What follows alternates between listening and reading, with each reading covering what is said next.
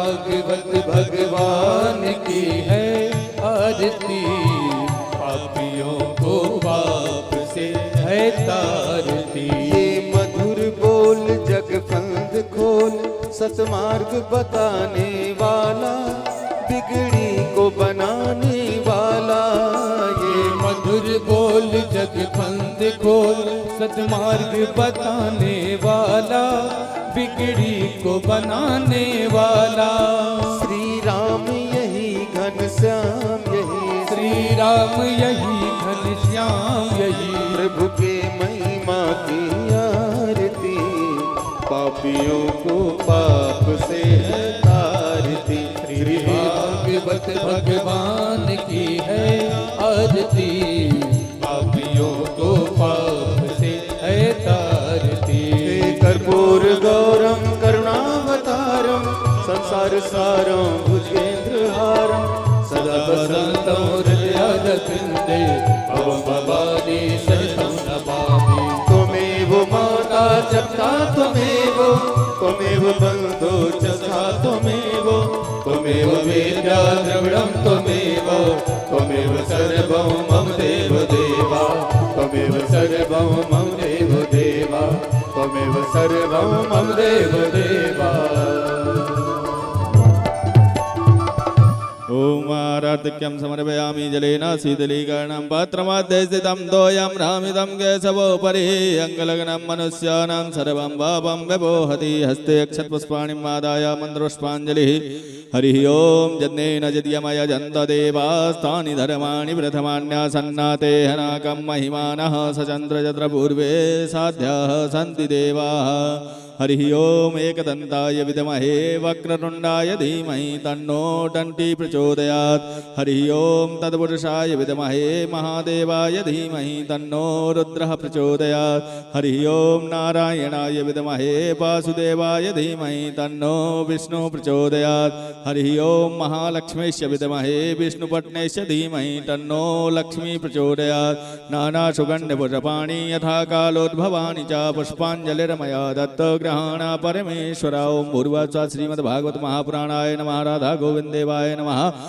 कथाय मंत्र पुष्पांजलिं समर्पयामि। बोले भागवत भगवान की, वृंदावन वाक्य बिहारी लाल की, राधा रानी सरकार की, श्याम सुंदर यमुने महारानी की, उमापति महादेव की, बालाजी महाराज की। जय जय श्री राधे, जय जय श्री राधे, जय जय श्री राधे।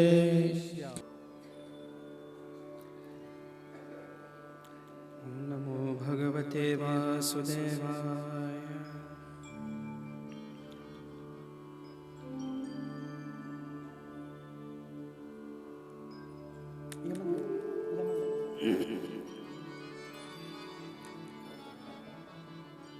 स्वस्ति श्री गणेशाय नमः, श्री सरस्वत्यै नमः, श्री गुरुचरण कमलेभ्यो नमः। विघ्नेश्वराय वरदाय सुरप्रियाय, लंबोदराय सकलाय जगद्वेताय, नागानिनाय श्रुतियज्ञविभूषिताय, गौरीसुताय गणनाथ नमो नमस्ते। वंशी विभूषित करार नवनीरदाभा, पीताम्बरादरुणबिम्बफलादरुष्ठात्, पूर्णेन्दुसुन्दर मुखात् अरविन्दनेत्रात्,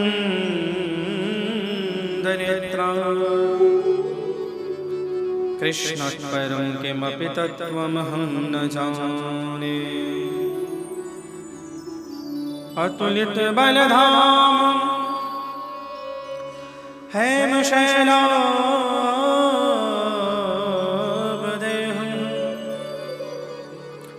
धनुज बन कृशानुं ज्ञानिनामाग्रगण्यं, सकल गुण निधानम वानराणामधीशम रघुपत प्रिय भक्तम बात जातम नमामि। माता रामो मत पिता रामचंद्र स्वामी रामो मत सखा रामचंद्र सर्वस्व में रामचंद्रो दयालु नान्यम जाने नैव जाने न जाने। यम प्रव्रजन्तमनुपेतमपेतकृत्यं द्वैपायनो विरह कातरया जुहाव पुत्रेति तन्मयतया तर्वोऽभिनेदो स्तं सर्वभूतहृदयं मुनिमानितोऽस्मि। नारायणं नमस्कृत्य नरं चैव नरोत्तमं देवीं सरस्वतीं व्यासं ततो जयमुदीरये। गुरुर्ब्रह्मा गुरुर्विष्णु गुरुर्देवो महेश्वरः गुरुर्साक्षात् परं ब्रह्म तस्मै श्री गुरुवे नमः। सर्वमंगलमंगल्ये शिवे सर्वार्थ साधिके शरण्ये त्र्यंबके गौरी नारायणी नमोस्तुते।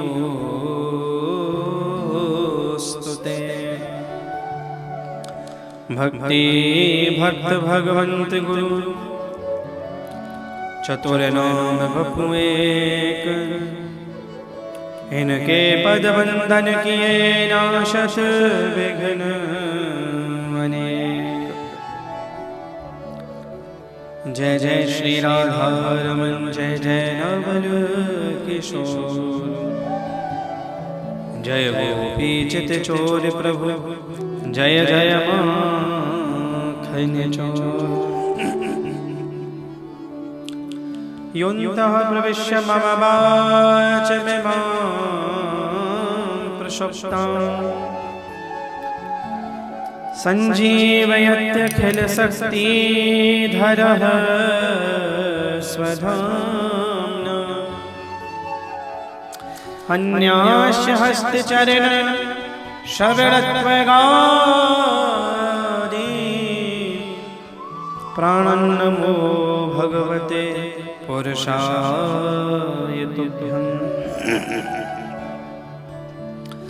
आइए हनुमन्त पधारिए कथा कहूँ मति अनुसार प्रेम सहित गादी धरूं विराजिए पवन श्री गुरु चरण सरोज रज निज मन मुकुर सुधार वरनहु रघुवर विमल जसु जोदायक फलचार।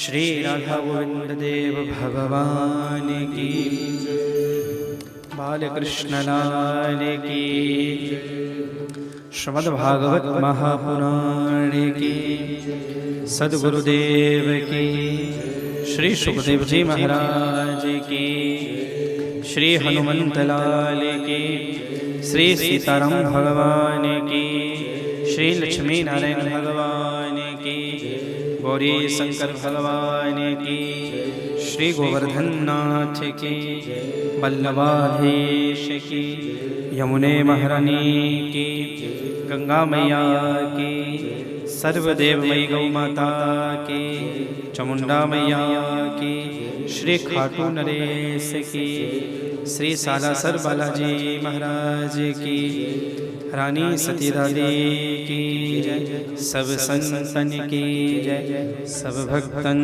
की जय, द्वारिकाधीश की जय। जय श्री राम, जय जय श्री राधे, जय जय श्री राम। मेरो प्यारो नंद लाल किशोरी राधे, मेरो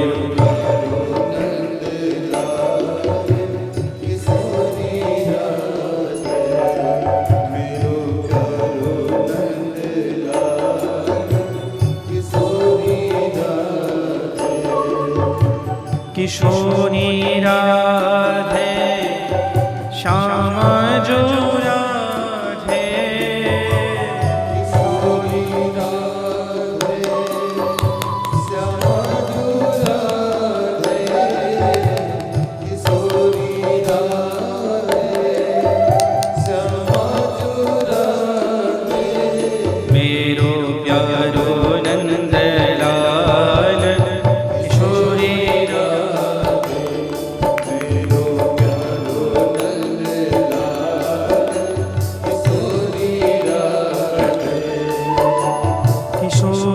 राधे, प्रिया जो राधे, किशोरी राधे, प्रिया जो राधे, किशोरी राधे, प्रिया जो राधे। ओ मेरो प्यारो नंद लाल किशोरी राधे,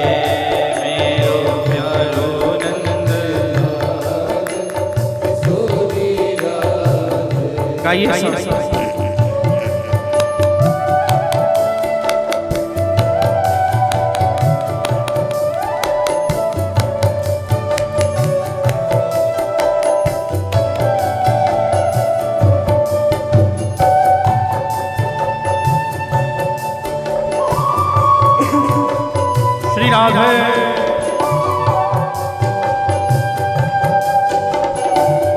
हे हरि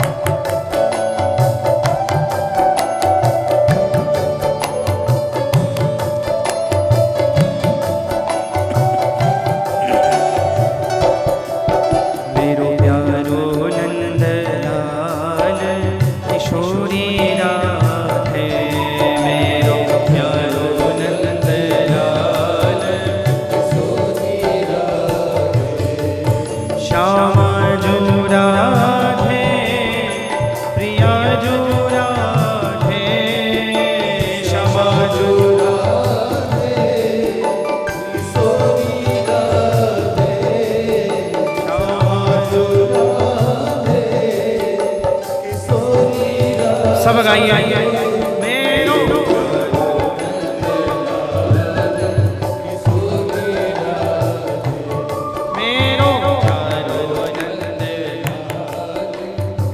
हरि बोल।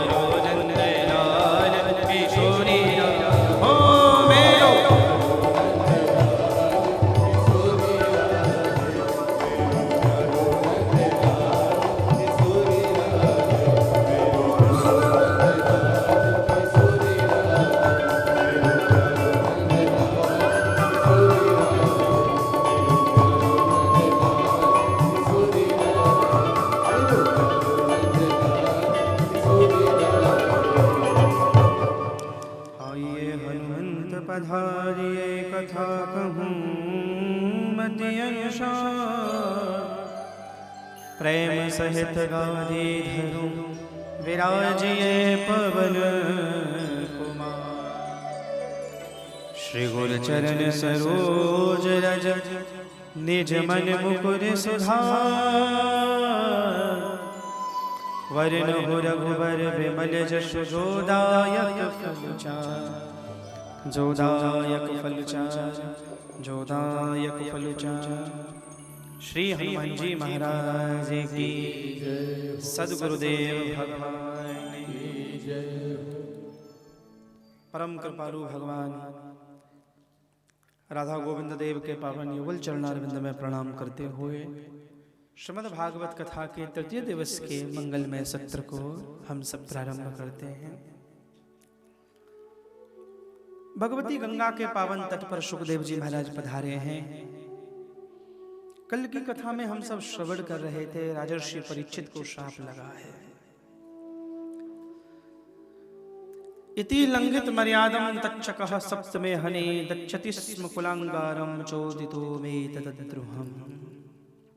श्राप मिला, ठीक 7वें दिन तुम्हारी मृत्यु होगी। और महाराज परीक्षित ने एक क्षण का विलंब किए बिना मुनि व्रतो मुक्त समस्त संगः मन में विचार किया कि मैं गंगा के तट पर चलूं। गंगा यमुना जो हमारी पवित्र नदियां हैं उनके किनारे पर संत रहा करते हैं। और आप देखेंगे कि जो नदियों के तट रहे भारत में, हमारे ऋषि मुनियों ने जितनी भी कुटियाएं बनाई वो नदियों के तट पर बनाई। साधना की दृष्टि से तो वह भूमि उत्तम होती है, ऑक्सीजन का लेवल भी बहुत ज्यादा होता है वहां पर, एक वाइब्रेशन, एक पवित्रता। और महाराज जाकर शुकतीर्थ में गंगा के तट पर बैठ गए। जितने भी ऋषि मुनि आए सबसे यही प्रश्न किया है, मैं शीघ्र मरने वाला हूं, म्रियमाण व्यक्ति क्या करे।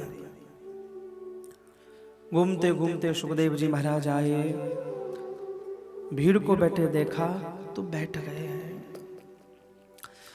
सुखदेव जी महाराज के जीवन का एक नियम है और वो नियम यह है, प्रथम तो वो एक जगह पर ज्यादा देर नहीं रुकते। जितनी देर में एक गैया का, एक गौमाता का दूध दुहा जाता है, केवल इतनी देर रुकते हैं। और उनसे कोई पूछ ले कुछ तब तो ठीक है, नहीं तो चले जाते हैं। आकर मध्य में बीच में बैठ गए। और महाराज परीक्षित ने जब देखा है तो उनके चेहरे को देखकर लगा कि मेरे जीवन की समस्या का समाधान कहीं इनके श्रीमुख से निकलेगा। हाथ जोड़कर पूछ लिया है, जिसकी मृत्यु निकट हो वो क्या करे। तब कहा कि राजन, सारे जगत की मृत्यु निकट है, सब म्रियमाण है, सब मरण धर्मा है, सबको जाना है, सबकी तैयारी है। कृतो लोक हितम नृपः, जिसकी मृत्यु निकट हो वह क्या करे। तब कह रहे हैं, तस्मा सर्वात्मना राजन हरि सर्वत्र सर्वदा श्रोतव्य कीर्तितव्यस्य स्मर्तव्यो भगवान् नृणाम्। जिसकी मृत्यु निकट हो वो भगवान की मंगलमयी कथा का आश्रय करे। कथा ही जीव की व्यथा को मिटाती है और कथा को कहा गया है औषधि। हम सबको रोग कौन सा लगा है? हम सबको रोग लगा है भव रोग, संसार का रोग, उसके न मिलने का रोग, मिल जाए तो मिलने का रोग, अस्थि का रोग, नहीं तो प्राप्ति का योग। और भगवत कथा क्या है? उस भव रोग की अचूक औषधि है। सदा सेव्या सदा सेव्या श्रीमद्भागवत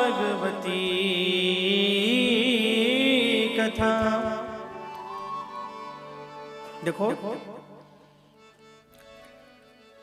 कथा की महिमा की जहां पर बात आई वहां श्रवण शब्द नहीं आया। सदा सेव्या सेवन। अब सेवन किस चीज का करते हैं? किसी वैद्य के पास जाएं तो वैद्य कहता है इस औषधि का सेवन कर लेना। तो कथा क्या है? कथा है औषधि। रोग कौन सा है? भव रोग। उस भव रोग की अचूक औषधि। हम बोले महाराज कितनी बार सुने? 15 मिनट पहले तो सुन ही रहे थे, रोटी खाने का भी टाइम नहीं दिया, भगे भगे आगे तुरंत। नेक्स्ट कमर सीधी कर लेते थोड़ा सा, और 2-4 लोग तो कमर सीधी करेंगे पीछे जाके। आज कहीं पता चले निद्रा योग यहां पर हो जाए आज। कितनी बार सुने, कब, कैसे? तमा शब्द है सदा सुनो, सदा सुनो। जब बहुकाल करिय सत्संगा, जब बहुकाल करिय सत्संगा, तब ही वो ये सब संशय। जब बहुकाल करिय सत्संगा, तब ही होए सब संशय भंगा। एक बार नहीं, शब्द आया है बहुकाल। एक बार कुछ समझ में आएगा, दूसरी बार कुछ समझ में आएगा, तीसरी बार कुछ समझ में आएगा, फिर थोड़ा रस प्रकट होगा, फिर सारी कथा समझ में आनी शुरू हो जाएगी। वृंदावन की गोपिकाओं ने तो कथा को अमृत कह दिया है। तब कथामृतम तप्त जीवन कबीरविरहितम् कल्मषापहम्। वह जो हृदय का कलुष है, कलमश है, उस हृदय के कलुष को दूर करने की इस 21वीं सदी में भी टेक्नोलॉजी कितनी पहुंच गई। बिना कथा के कोई दूसरा उपाय नहीं है, कथा ही औषधि है। इसलिए भगवान की कथा की बड़ी महिमा कही है। भक्त क्या मांग रहे हैं भगवान से कि बाणी गुणानुकथये श्रवणौ कथाया। हे प्रभु हमें क्या दे दो? हमारी वाणी सदैव आपके नाम का गुणगान करती रहे, और हमारे कान में क्या जाए? श्रवणौ कथाया। आपकी कथा बरहे निरंतर, निरंतर कथा जाती रहे। अच्छा कथा करती क्या है? शन्वतः संध्या नित्यं गृणतश्च स्वचेष्टितं कालेन नौति दीर्घेन भगवान विशते हृदय। कथा को श्रद्धा के साथ सुना जाए तो कालेन नाति दीर्घेण, थोड़े से समय में कथा भगवान विशते हृदय। कथा भगवान को जीव के हृदय में लाकर प्रतिष्ठापित करती है। इसलिए कथा का मौका मिले तो खूब सुनो हरि कथा। सुखदेव जी महाराज कहते हैं तस्मात् सर्वात्मना राजन हरि सर्वत्र सर्वदा। हरि को सर्वत्र अनुभव करो। दूसरी बात श्रोतव्य, भगवान की कथा सुनो, भगवान की मंगलमयी कृति का गुणगान करो, और स्मरण किसका करो? स्मरण भगवान का करो। और मन में एक भावना रखो, उस विराट पुरुष का ध्यान करो। ध्यान की विधि का वर्णन किया है, कैसे भगवान के चरण हैं, फिर मस्तक तक की विधि का वर्णन है। और मन में भावना क्या रहे? अकामः सर्वकामो वा मोक्ष काम उदारधि तीव्रैर्भक्ति योगेन यजेत पुरुषं परम। जगत की समस्त कामनाओं से मुक्त होकर एक कामना केवल अपने मन में रखें, और वह कामना क्या है? मोक्ष काम उदारधि, हमारा उद्धार हो। बस तीव्र भक्ति योग के द्वारा ये भाव अपने मन में रखें। राजा परीक्षित ने हाथ जोड़कर सुखदेव जी महाराज से बड़े प्रश्न किए हैं। भगवान क्यों अवतरित होते हैं? भगवान ने कितनी बार अवतार लिया? भगवान के अवतार का कारण क्या है? और भगवान के जो अवतारों की विविध लीलाएं हैं, वह लीलाएं मैं श्रवण करना चाहता हूं। और श्रीमद् भागवत में 24 अवतारों की कथा का वर्णन है। लिखा तो यह है, सायं प्रातः गणन भक्त्या दुख ग्रामादिमुच्यते। अगर सुबह शाम भगवान के इन लीलावतारों का स्मरण भी कर लिया जाए, स्मरण करने मात्र से दुख दूर हो जाता है। भगवान नारायण क्षीर सागर में शयन कर रहे थे। भगवान नारायण के नाभि से कमल प्रकट हुआ है। कमल में से श्री ब्रह्मा जी प्रकट हुए हैं। भगवान को एक से बहुत होने की इच्छा प्रकट हुई। एको हम बहुत श्याम, अपना विस्तार करने की भगवान के मन में इच्छा हुई। ब्रह्मा जी प्रकट हुए और भगवान ब्रह्मा जी को कहते हैं कि ब्रह्मा जी आप सृष्टि का विस्तार करो। ब्रह्मा जी ने ऋषि पैदा किए, लेकिन जिनको जन्म देते हैं सब जंगल में चले जाते हैं। एक बार ब्रह्मा जी के शरीर से धरती की प्रथम युगल जोड़ी उत्पन्न हुई है, जिसमें पुरुष का नाम है मनु और कन्या का नाम है सतरूपा। बंधुओ, हम सब कौन हैं? हम मनु जी महाराज की संतान हैं। मनु जी के कारण हम मानव कहलाते हैं। मनु सतरूपा जी जब सामने आए, हाथ जोड़कर ब्रह्मा जी को पूछा हम क्या करें? तब कहा तुम विवाह करके सृष्टि का विस्तार करें। पिताजी हम किस लोक पर जाएं? बोले पृथ्वी पर जाओ। बोले पृथ्वी तो है ही नहीं, कोई लेके चला गया। कौन लेकर गया? बोले हिरण्याक्ष नाम का दैत्य चुरा कर ले गया है। बड़ी सुंदर एक कथा हमारे पुराणों में आती है। भगवान के द्वार पर भगवान के दो प्रिय पार्षद पहरा दिया करते थे, जय और विजय। ये भगवान के दरवाजे पर पहरा देते और पहरा देते देते इनको बड़ा अभिमान हो गया। कई बार वास्तव में जो महान भाव होते हैं ना, जो श्रीमंत होते हैं या कोई बड़े व्यक्तित्व के धनी होती हैं, उन्हें उतना अभिमान नहीं होता जितना उनके नौकरों को, ड्राइवरों को, दरवाजे पे खड़ा रहने वालों को अभिमान होता है ना। पूछो मत महाराज, उनकी बातें अलग होती हैं, बड़ा अभिमान होता है। मैं फलाने के घर का चौकीदार, मैं फलाने के घर का ड्राइवर, मैं फलाने का, हाँ ऐसे बताएंगे, बड़ा अभिमान उनका।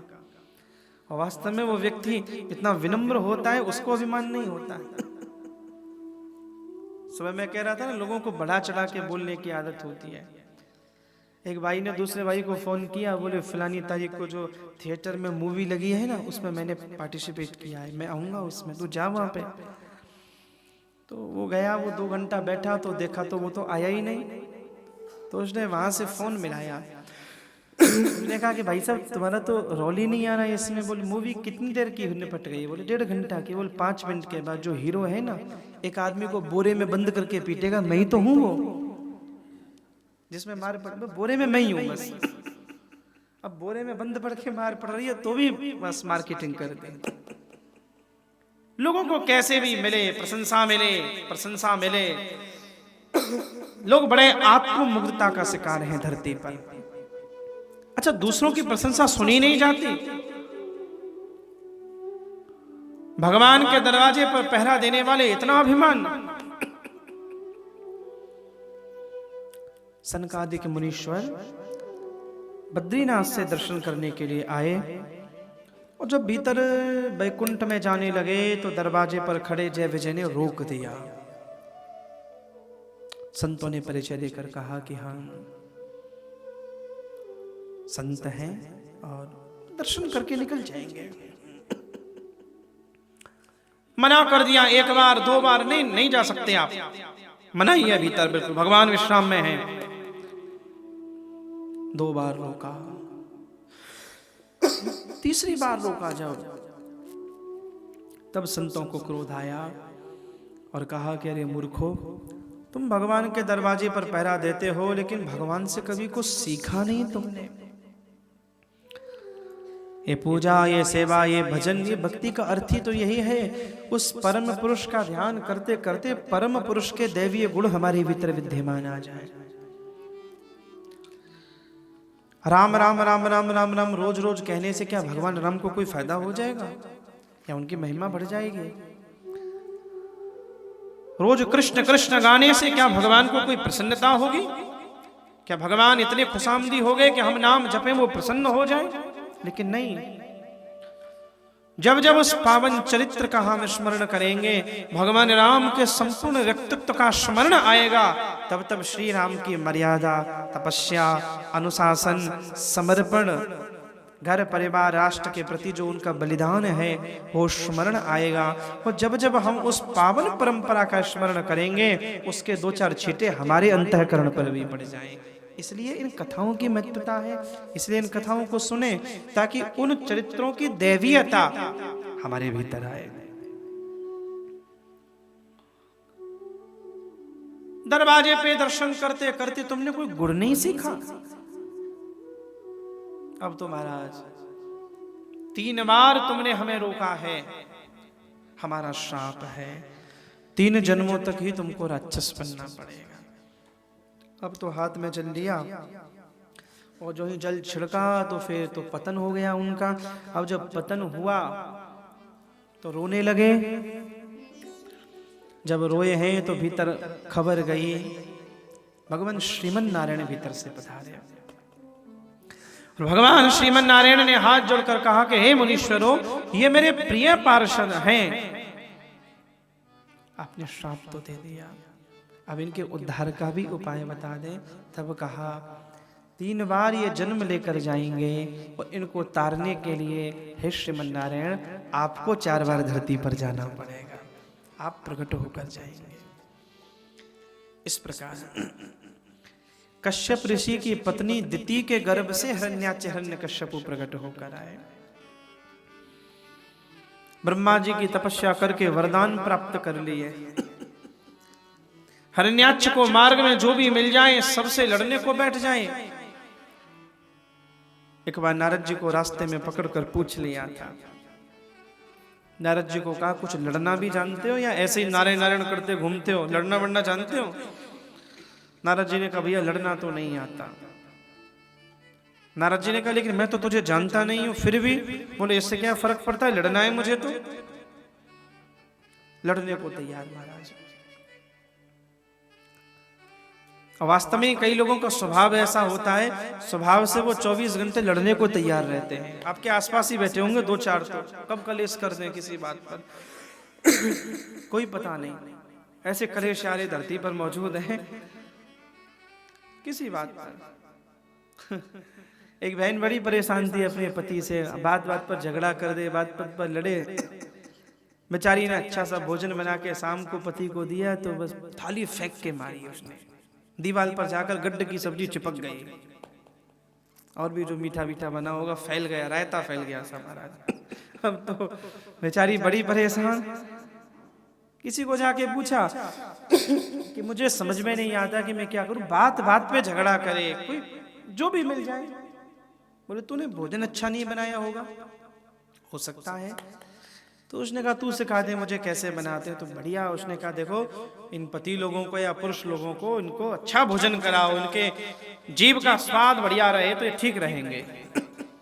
बेचारी ने खूब अगले दिन तैयार की, सुबह से लगी रही। अब आइटम तो हमें याद नहीं है क्या क्या बनाए होंगे, लेकिन बढ़िया बनाए जो भी थे। खूब बढ़िया हलवा बलुआ करके उसने कहा आज खाना खिलाऊं, खुश हो जाएंगे।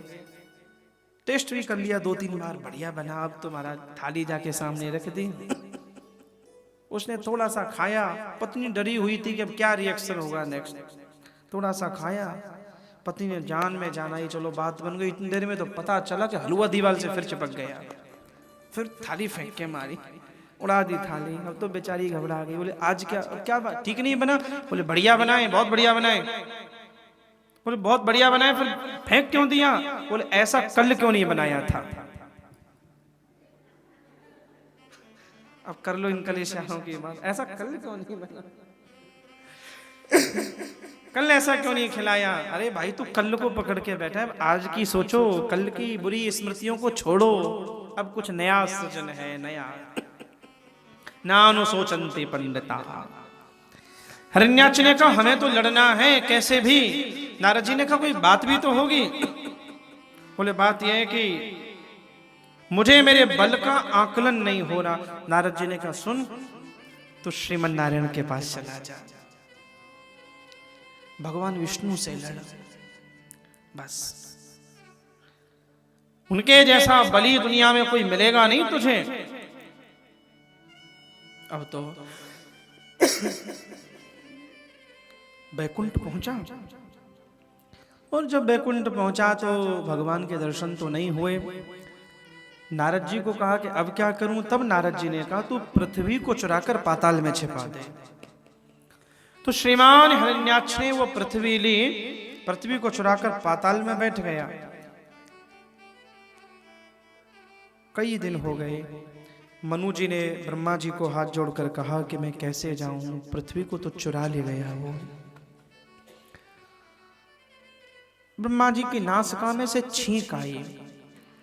देखो ये जो भगवान 12 है ना, जो शुक्र भगवान है, ये छींक के द्वारा प्रकट हुए हैं। और देखते ही देखते फिर भगवान 12 विशाल रूप लिया है। भगवान 12 गए, छलांग लगाई समुद्र में जाकर युद्ध किया है हिरण्याक्ष से।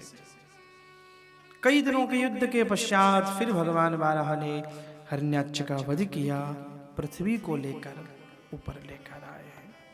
हेतन महापुण्यमलं पवित्रं धन्यं यशस्यं पदमायुराशिषाम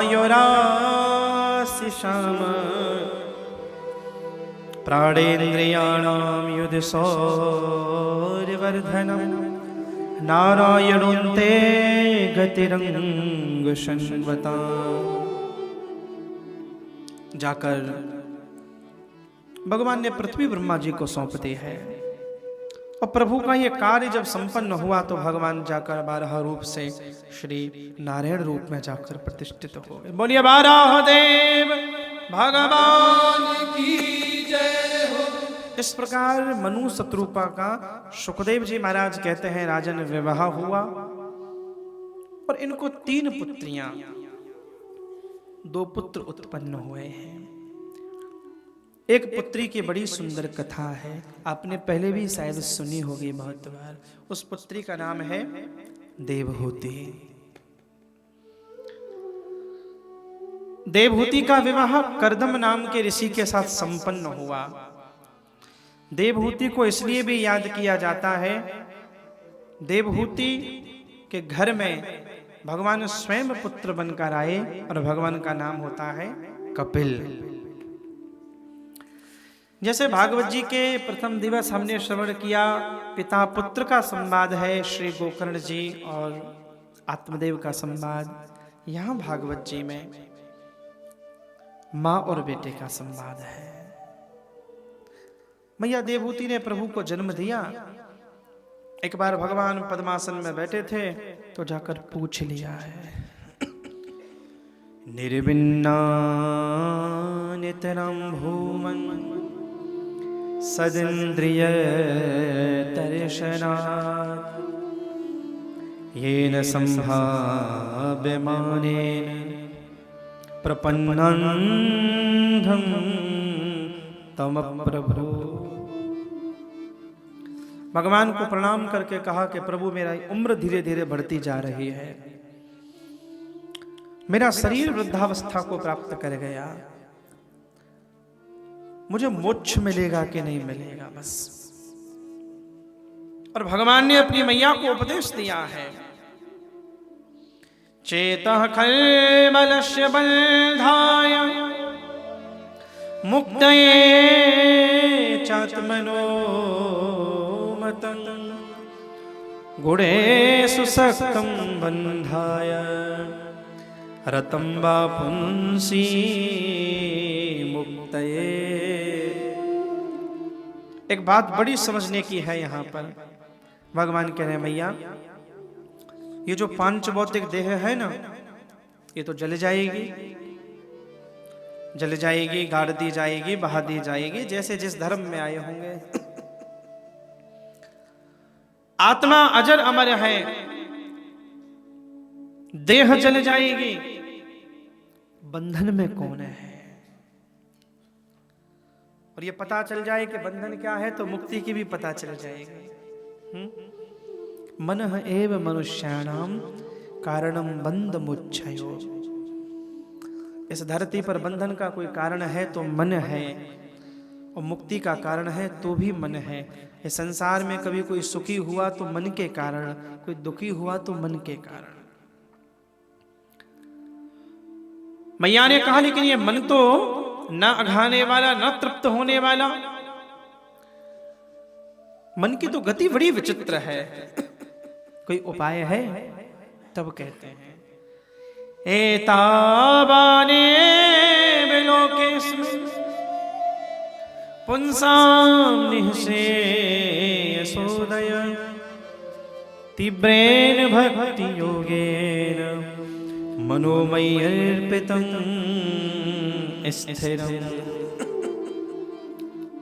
मां एक उपाय है। बोले क्या?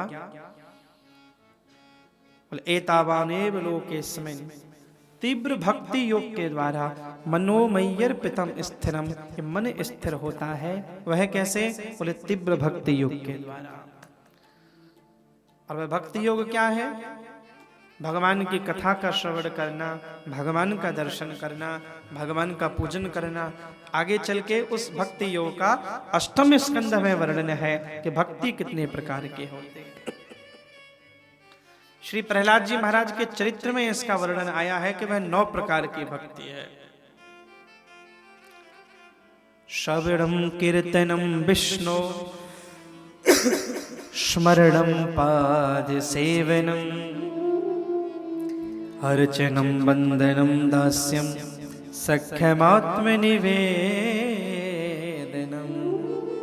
भगवान को प्राप्त करने के 9 मार्ग कहे हैं बंधुओं, और 9 मार्ग में जो 9 भक्तियां हैं, प्रथम भक्ति है श्रवण। प्रथम भगति संतन कर संगा, दूसरे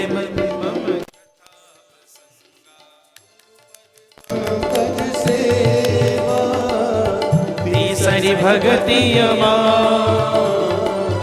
चौथी भगत मम गुण गने, करे कपट तजिका। मंत्र जाप मम दृढ़ विश्वासा, पंचम भजन सुदेव।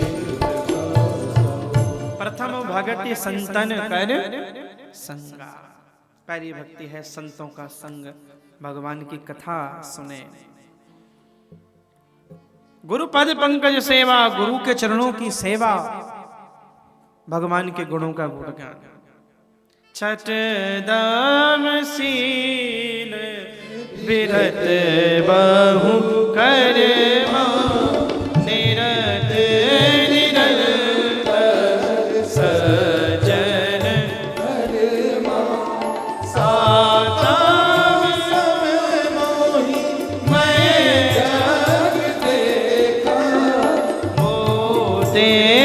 अधिक संत कर आठव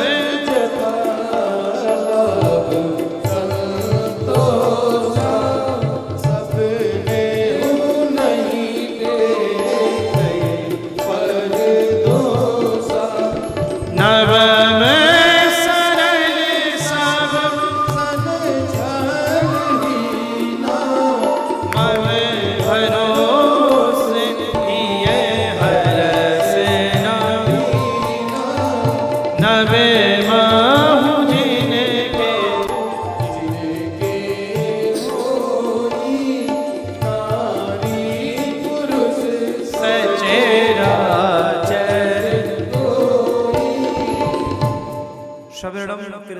विष्णु।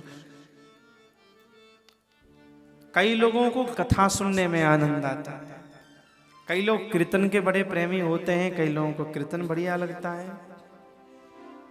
कई लोगों को स्मरण करना बहुत अच्छा लगता है, कई लोग अपने घर में गोपाल को, अपने ठाकुर को पूजा ही करते रहते हैं। आज सर्दी में क्या उड़ा दें, क्या भोग लगा दें, क्या फूल बंगला लगा दें, अपने ठाकुर को लाल लड़ाते रहते हैं पाद से बिना। कई को अर्चन पसंद है, अर्चना करते हैं भगवान की, किसी को वंदना पसंद है। श्रवण भक्ति के आचार्य राजा परीक्षित कौन है? राजा परीक्षित का कल्याण कैसे हुआ? श्रवण से। गरुड़ जी महाराज का कल्याण कैसे हुआ? श्रवण से। मैया पार्वती का कल्याण कैसे हुआ? श्रवण से। और हम सब का भी कल्याण कैसे होगा? श्रवण से। राजा परीक्षित श्रवण भक्ति के आचार्य हैं। कीर्तनम सुखदेव जी महाराज और देवर्षि नारद जी, सुखदेव जी संस्कृत के श्लोकों में गायन कर रहे हैं। नारद जी महाराज अपनी वीणा से श्री ठाकुर जी के मधुर मधुर नामों का कीर्तन कर रहे हैं। मेवाड़ की मीराबाई भगवान के पदों को गाते गाते एक कीर्तन भक्ति के आचार्य हैं। कई भक्त हैं स्मरण करते करते, महाराज अम्बरीश स्मरण करते हैं,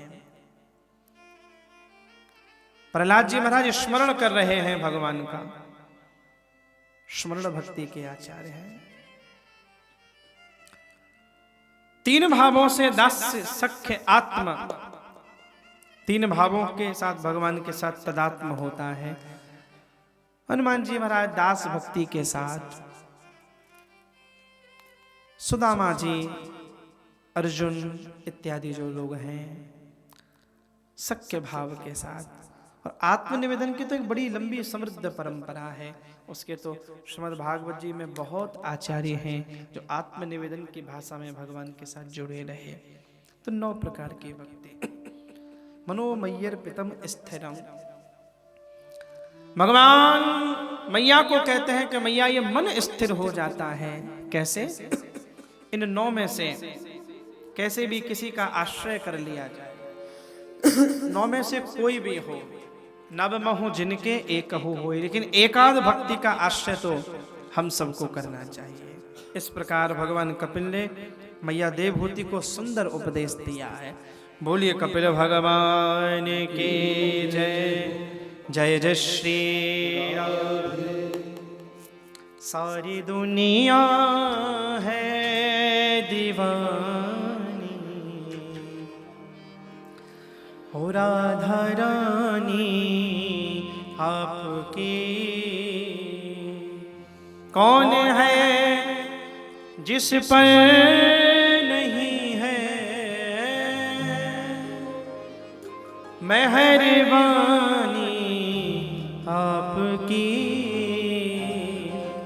सारी दुनिया है दीवानी राधा रानी आपकी। सारी दुनिया है दीवानी राधा रानी। सब गाइए। कौन है जिस पर नहीं है, कौन है जिस पर नहीं है मेहरबानी आपकी। सारी दुनिया है दीवानी राधा रानी आपकी। सारी दुनिया है दीवानी राधा रानी।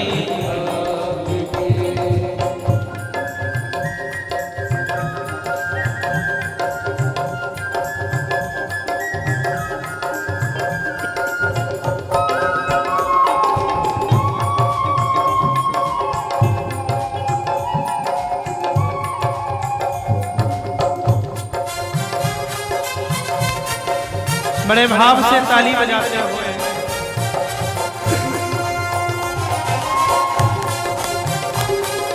हरी हरी।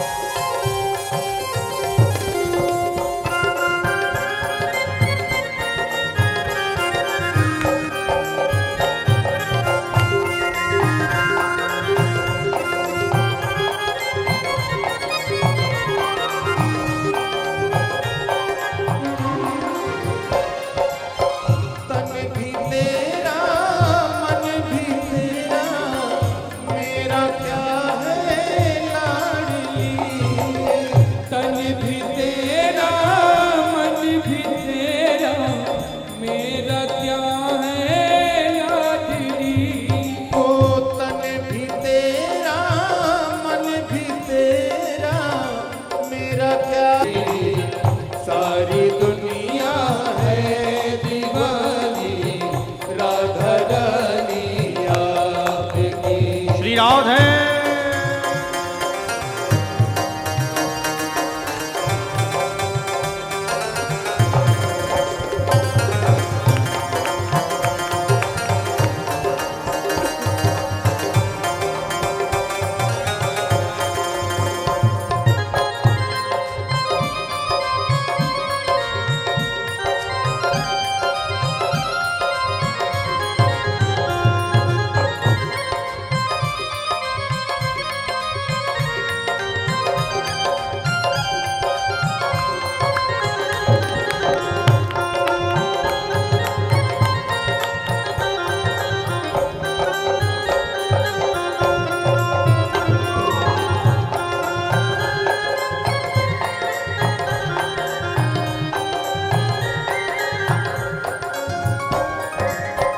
उम्र भर गाती रहूं मैं महिमा श्यामा आपकी।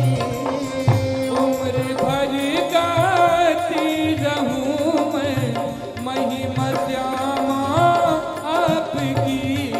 उम्र भर गाती रहूं मैं महिमा श्यामा आपकी। उम्र भर गाती रहूं मैं महिमा श्यामा आपकी। अपने चरणों में ही रखना, अपने चरणों में ही रखो मेहरबानी आपकी।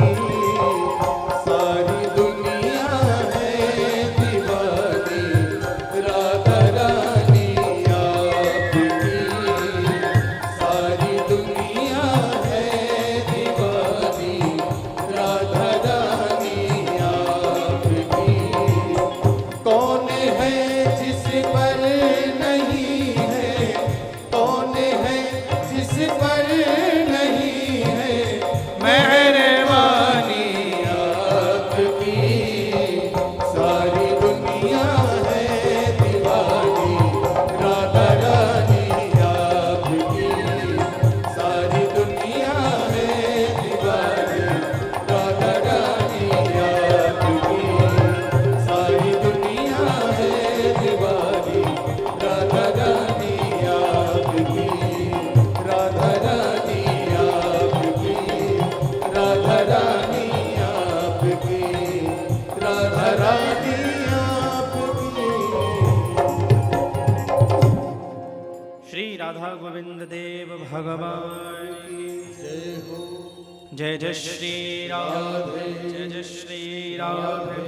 जय जय श्री राधे। श्री सुखदेव जी महाराज कहते हैं राजन, इस प्रकार भगवान कपिल ने मनोमय्यर्पितम स्थिरम, किस प्रकार भगवत नाम की शरणागति के साथ मन का निग्रह हो सकता है, वह प्रसंग सुनाया। मनु जी की एक संतान है प्रसूति, दक्ष प्रजापति को ब्याही गई है और वहां भगवती सती प्रकट होकर आई है, सब परिचित है। भवेशीलवतां श्रेष्ठे दक्षो दुहित्रवत्सल विद्वेषं करोत्कस्मात् नादृत्यात्मजां सतीं। और दक्ष का भगवान शंकर का द्वेष भी हुआ है, ससुर में और दामाद में बहुत समय तक मन मुटाव रहा है। और उस मन मुटाव के मूल में कोई थे तो शिव नहीं थे, दक्ष प्रजापति थे। एक बार सभा लगी हुई थी, सभा में सब लोग बैठे थे, भगवान शिव आए आकर बैठ गए। दक्ष प्रजापति जब मुख्य मंच पर आए, उन्हें देखकर सब लोग खड़े हो गए, लेकिन शिव खड़े नहीं हो पाए। भगवान शिव अपनी मस्ती में बैठे थे।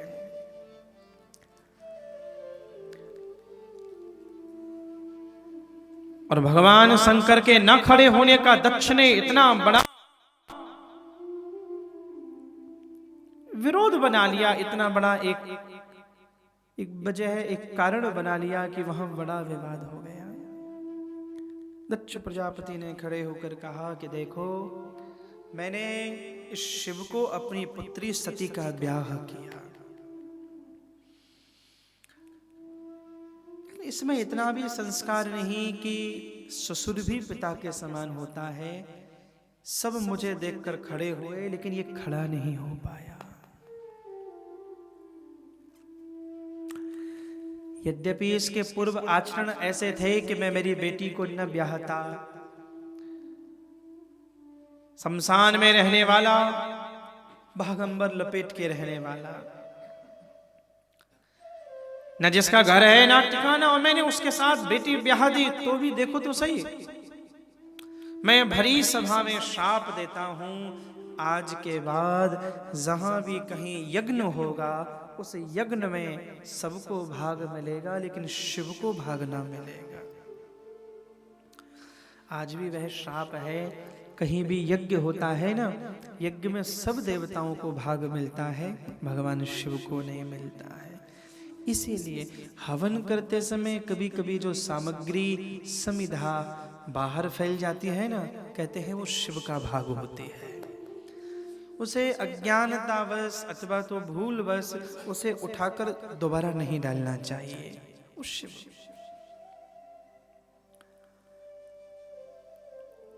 आज के बाद शिव को भाग नहीं मिलेगा। शिव चुप रहे। और भगवान शिव ने फिर नंदीश्वर को पूछा, नंदीश्वर क्या करें हम? हमारी गलती नहीं थी, फिर भी अकारण हमें सुनना पड़ गया, और सुनना ही नहीं पड़ा, हमें श्राप भी मिल गया। भगवान शंकर कोई भी काम करते हैं तो नंदी से सलाह लेते हैं, और लेना भी चाहिए। नंदी कौन है? नंदी धर्म का स्वरूप है, धर्म का स्वरूप है। अब मैं क्या करूं? तब उसने कहा, मैं तो यही कहता हूं बाप, जहां अपमान होता है वहां ज्यादा देर रुकना नहीं चाहिए। दक्ष ने श्राप दिया, ये समस्या नहीं है। समस्या यह है, आपको क्रोध आ गया तो क्या होगा? दक्ष का क्या होगा वो तो छोड़ो, त्रिलोकी में प्रलय ना आ जाए। आपका क्रोध तो वह तो विनाश का स्वरूप है। क्या करें? बोले जहां फिर अपमान हो वहां रुकना नहीं चाहिए ज्यादा देर।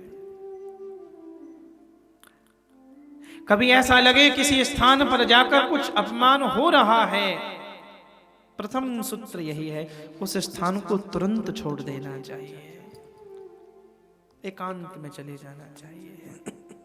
और भगवान शंकर छोड़ के चले आए।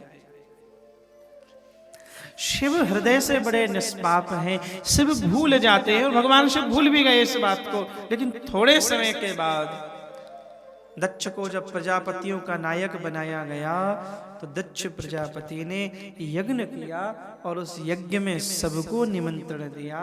लेकिन उस द्रोह के कारण शिव जी को न्योता नहीं दिया, सबको बुलाया। शिव समाधि में बैठे थे। सती जी ने देखा कि उनके कैलाश के ऊपर से रंग बिरंगे विमान जा रहे हैं, तो पूछ लिया कहाँ? बोले आपके पिताजी के यहाँ जा रहे हैं। कुछ भी हो, वह तो पुत्री है, वह तो बेटी है। बस उदास हो गई, भगवान शिव के सामने गई और कहा कि महादेव, आपको पता है मेरे पिता के यहाँ पर यज्ञ है। शिव जी ने कहा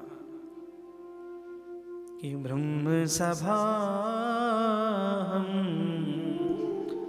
सन दुख मान, मेरे पिता के यहां पर यज्ञ और मुझे न्योता तक नहीं। शिव जी ने कहा ब्रह्म सभा हम सन, हमारे मन में तो कोई ऐसा नहीं था कि हम उनका अपमान करें, लेकिन उन्होंने अपना अपमान मान लिया।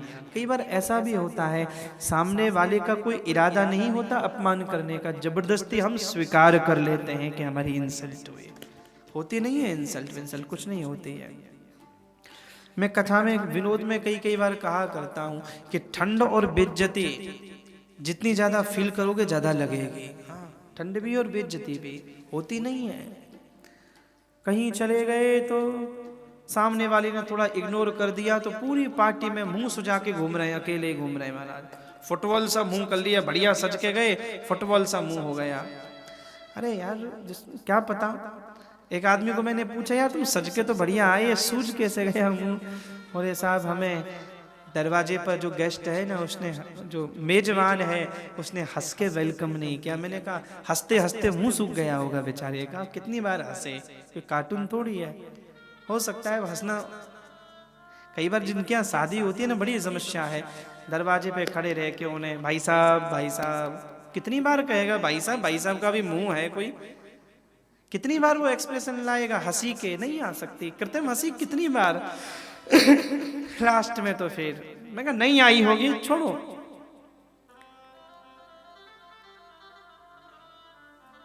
इसलिए एक जीवन का सूत्र यह भी है कि हमें इस मन में रखना क्या है, गुणग्राही बने, अच्छी स्मृतियां, अच्छे व्यवहार रखे जाएं। मन को ज्यादा नकारात्मक व्यवहारों के कूड़ा करकट का केंद्र ना बनाएं। जितने ज्यादा अनावश्यक की चीजें इसमें जाएंगी, तनाव बढ़ेगा। शिवजी ने कहा मैंने अपमान नहीं किया था, लेकिन क्यों? उन्होंने अपमान मान लिया। सती जी ने कहा लेकिन एक बात मुझे भी आपसे शिकायत है, मेरे पिता को देखकर सब खड़े हुए थे, आप खड़े हो जाते तो क्या बिगड़ जाता? शिवजी ने कहा कि मैं जरूर खड़ा हो जाता, मुझे पता होता तो। मैं जब इस सभा में आया तो मैंने श्रीमन नारायण को सामने देखा और मैंने सुना एक नारायण को प्रणाम करने से सारे जगत का वंदन हो जाता है। एकोपि कृष्णस्य कुतः प्रणामो।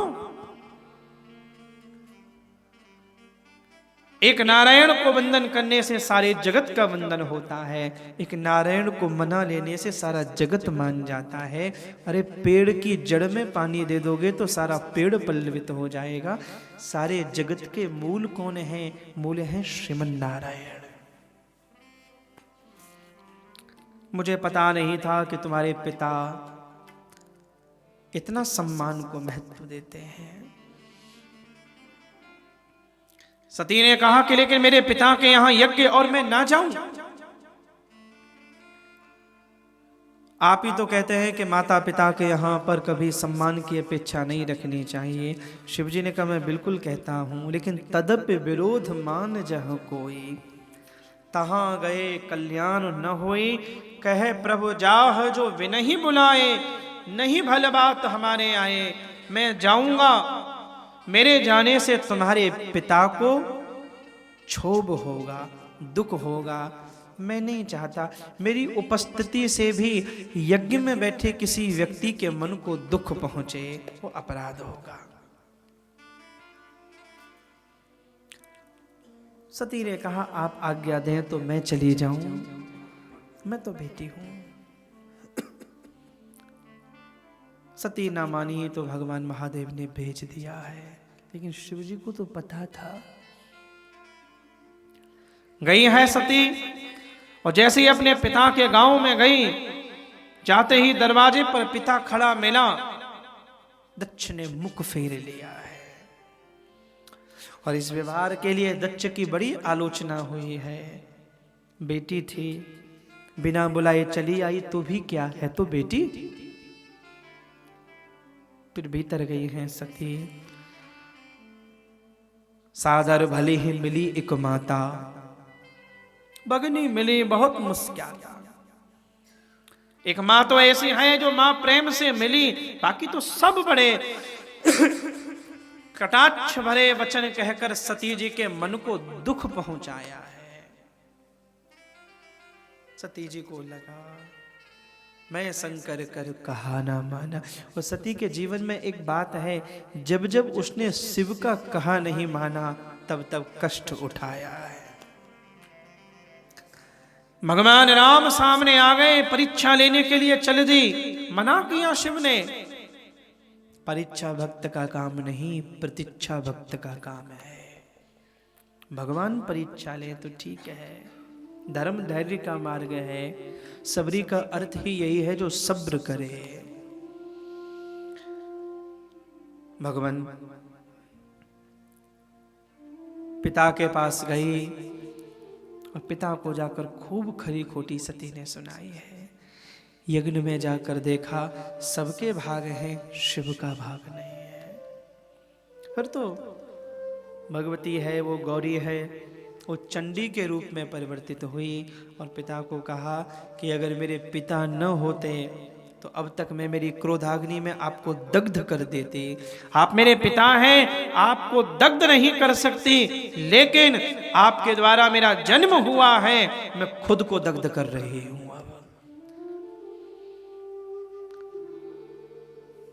जिस शिव नाम को जपने से जन्म जन्मांतर के पाप मिट जाते हैं।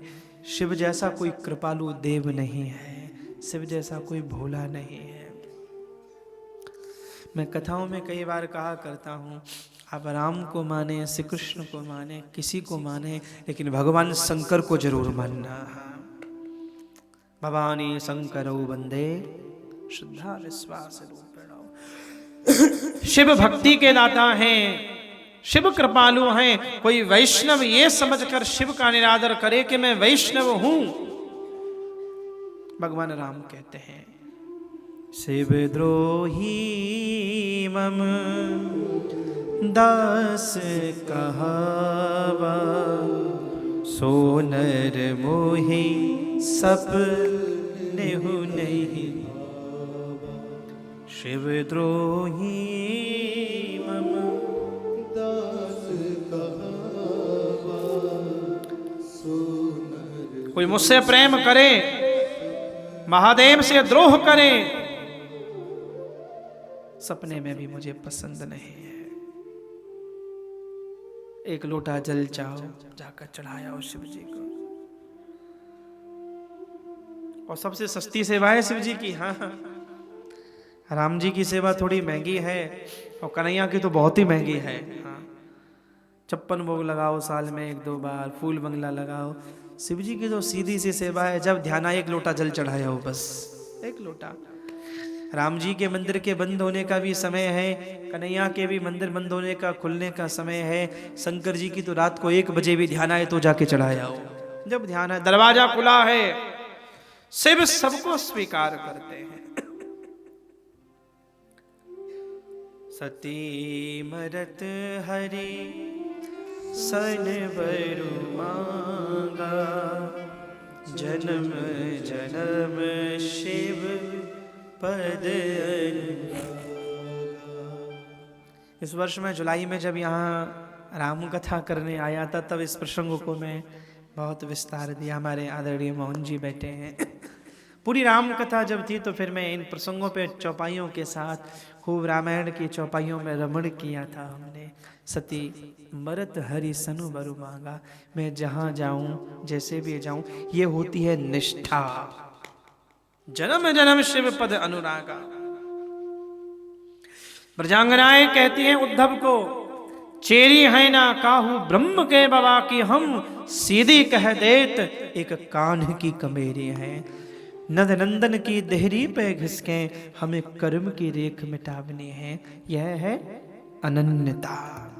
भक्ति मार्ग में एक सूत्र जरूर हो, वह है अनन्यता। प्राण त्याग दिए और भगवान महादेव को क्रोध आया। वीरभद्र को प्रकट करके कहा कि जाओ उस यज्ञ को विध्वंस कर। वीरभद्र ने यज्ञ को विध्वंस किया है। दक्ष के गर्दन को मोड़ा, गर्दन को मोड़ के यज्ञ मंडप में होम कर दिया। और भगवान सती के शव को लेकर कंधे पर लेकर जंगल में मोह में घूमते रहे। श्रीमन नारायण ने सुदर्शन चक्र से भगवती के शरीर को छिन्न भिन्न किया और जहां जहां फिर वो देह के अंग, देह के भाग गिरे, तहां तहां शक्तिपीठों की स्थापना हुई। प्रभु, यज्ञ तो पूर्ण होना चाहिए, कौन मनाए? सब गए हैं और भगवान शिव को मनाया है। भगवान शिव राजी हुए हैं और अज के मुख से बकरे का सर दक्ष को लगाया गया है, अज मुख से स्तुति की है, शिव को मनाया, फिर वह यज्ञ संपन्न हुआ है। ऐसी कथा है। बोलिए शंकर भगवान की जय हो। यज्ञ वहां पर पूरा हुआ है, वह पावन प्रसंग है। मनु जी महाराज की एक पुत्र हैं उत्तानपाद, और उत्तानपाद महाराज के वंश की वह पावन कथा है। इनके घर में भगवान के परम भक्त आए हैं और वह हैं ध्रुव। एक बार पिता की गोद में बैठे हुए थे, पिता की दूसरी पत्नी ने सुरुचि ने फटकार लगा के ध्रुव को नीचे उतार दिया। नवस्य निपतेर धृष्णम भवानारूढ़ मरहते न गृहीतो मया यत्यम कुच्छावापि निपातमज। तू इस गद्दी पर, तू इस सत्ता पर कभी भी नहीं बैठ सकता। न गृहीतो मया यत्वम, तू मेरा बेटा नहीं है।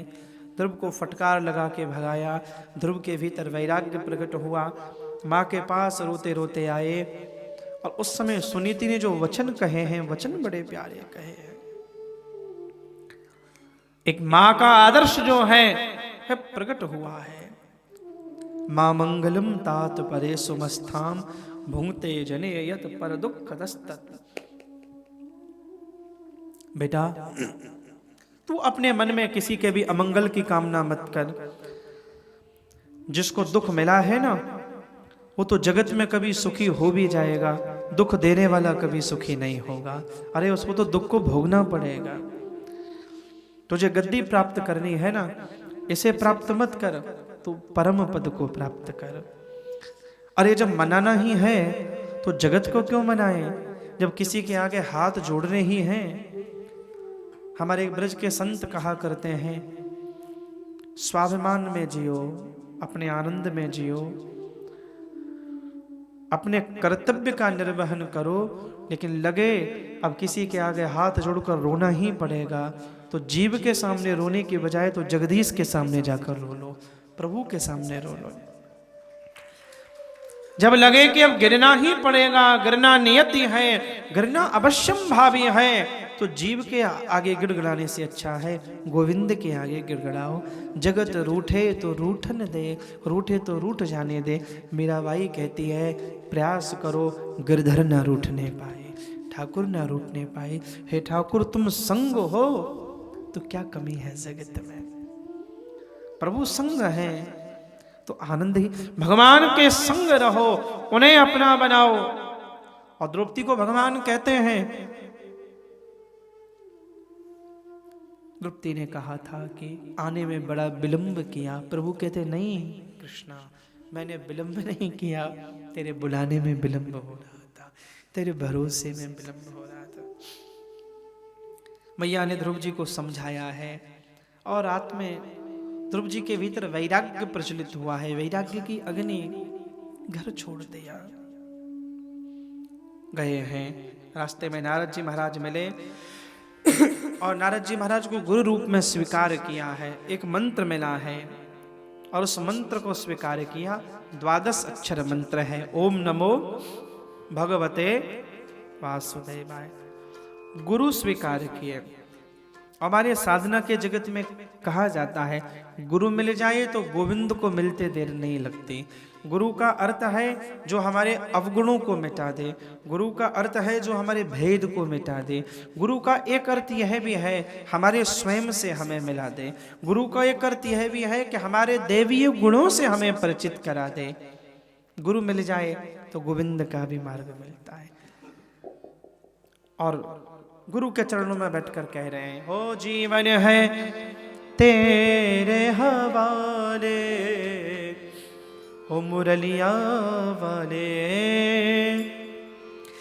जीवन है तेरे हवाले, मुरलिया वाले।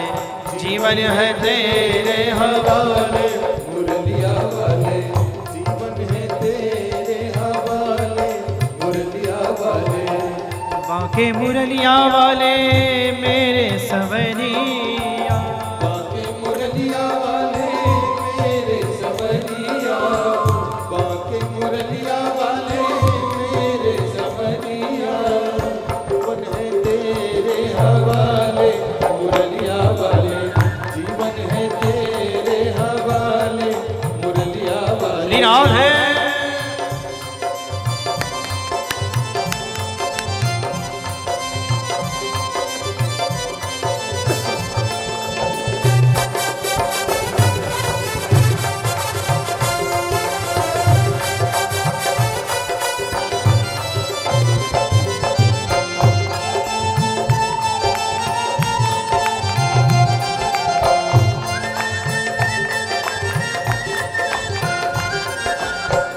मैं हूँ सजनिया अपने सजन की, सजनिया अपने सजन की, मैं हूँ सजनिया अपने सजन की, मैं हूँ सजनिया अपने सजन की, मैं हूँ सजनिया अपने सजन की, चाहे तू जैसे निभा ले मुरलिया वाले, चाहे तू जैसे निभा ले मुरलिया वाले, जीवन है तेरे हवाले, मुरलिया वाले बाके मुरलिया वाले मेरे सवरिया, बाके मुरलिया वाले मेरे सवरिया, बाके मुरलिया वाले मेरे सवरिया, जीवन है तेरे हवाले,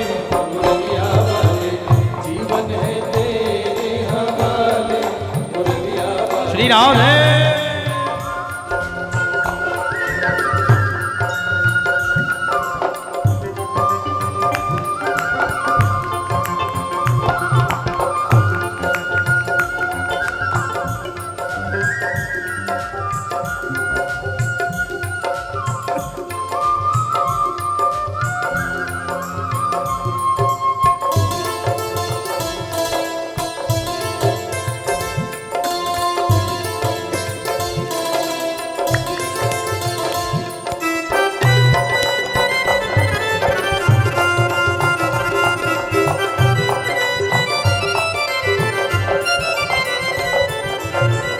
मैं कठपुतली तेरे हाथ की, मैं कठपुतली तेरे हाथ की, मैं कठपुतली तेरे हाथ की, मैं कठपुतली तेरे हाथ की, चाहे तू जैसे नचा ले मुरलिया वाले, चाहे तू जैसे न चले मुरलिया वाले, प्यारे समरिया मेरे समरिया, प्यारे समरिया मेरे समरिया, बाके मुरलिया वाले प्यारे समरिया, प्यारे बाके मुरलिया वाले प्यारे समरिया, जीवन है तेरे हवाले, मुरलिया वाले जीवन है तेरे हवाले, मुरलिया वाले।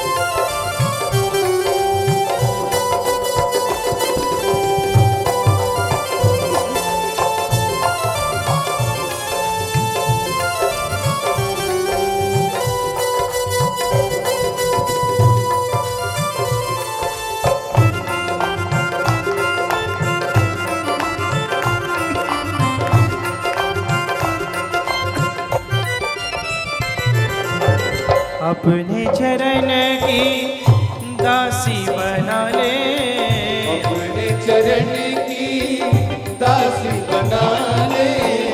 दासी बना ले मोहे दासी बना ले, दासी बना ले मोहे दासी बना ले, अपने चरण की दासी बना ले, अपने चरण की दासी बना ले। वृंदावन में बसा ले, वृंदावन में बसा ले, मुरलिया वाले वृंदावन में बसा ले, मुरलिया वाले जीवन है तेरे हवाले, मुरलिया वाले।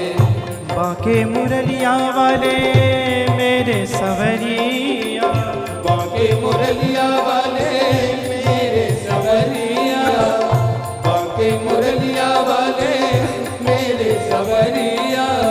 जीवन है तेरे हवाले मुरलिया वाले, जीवन है तेरे हवाले, मुरलिया वाले।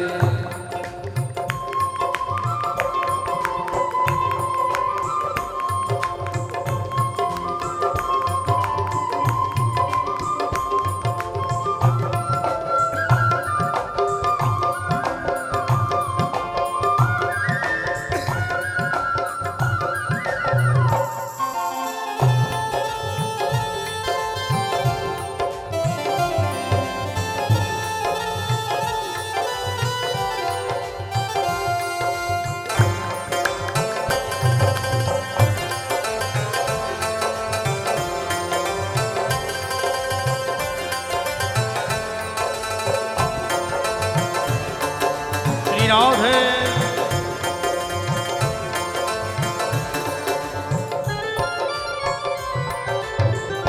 मैं हूँ सजनिया अपने सजन की, मैं हूँ सजनिया अपने सजन की, मैं हूँ सजनिया अपने सजन की, मैं हूँ सजनिया अपने सजन की। चाहे जैसे निभा ले मुरलिया वाले, चाहे जैसे निभा ले मुरलिया वाले।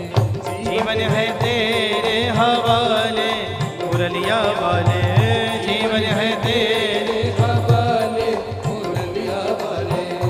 बाके मुरलिया वाले बाके सवरिया प्यारे, बाके मुरलिया वाले बाके सवरिया प्यारे, बाके मुरलिया वाले बाके सवरिया प्यारे। जीवन है तेरे हवाले मुरलिया वाले, जीवन है तेरे हवाले मुरलिया वाले, मन है तेरे हवाले मुरलिया वाले, मन है तेरे हवाले मुरलिया। श्री हरि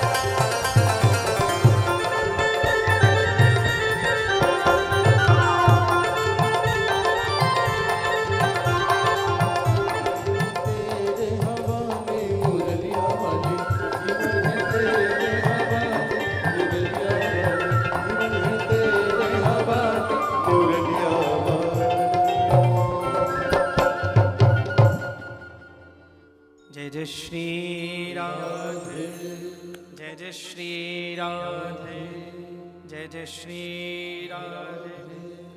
ध्रुव जी महाराज जब जंगल में गए, नारद जी महाराज संत के रूप में मिले हैं, सदगुरु मिले। उस सदगुरु ने मंत्र देकर कहा कि इस मंत्र को जपो। तेरा त्रंते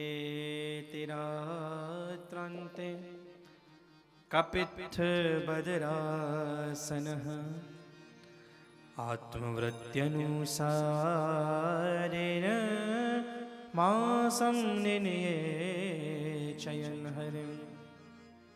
श्री सुखदेव जी महाराज कहते हैं, राजन ध्रुव जी जंगल में गए और मधुबन में यमुना में स्नान करके एक पेड़ के नीचे ध्रुव जी बैठे। 5 वर्ष की उम्र में और 6 महीने की उनकी साधना है। कभी फल खाते हैं, कभी पत्ते खा लेते हैं, कभी जल पी लेते हैं। और ध्रुव जी की साधना को देखकर भगवान द्रवित हो गए। एक दिन ब्रह्मा जी महाराज ने भगवान को प्रार्थना की है, नैवं वेदामो भगवान प्राण रोधम चराचरस्याखिल सत्वधाम्नः विदेहि तन्नो ब्रजनादिमुच्छं प्राप्ता वयं त्वां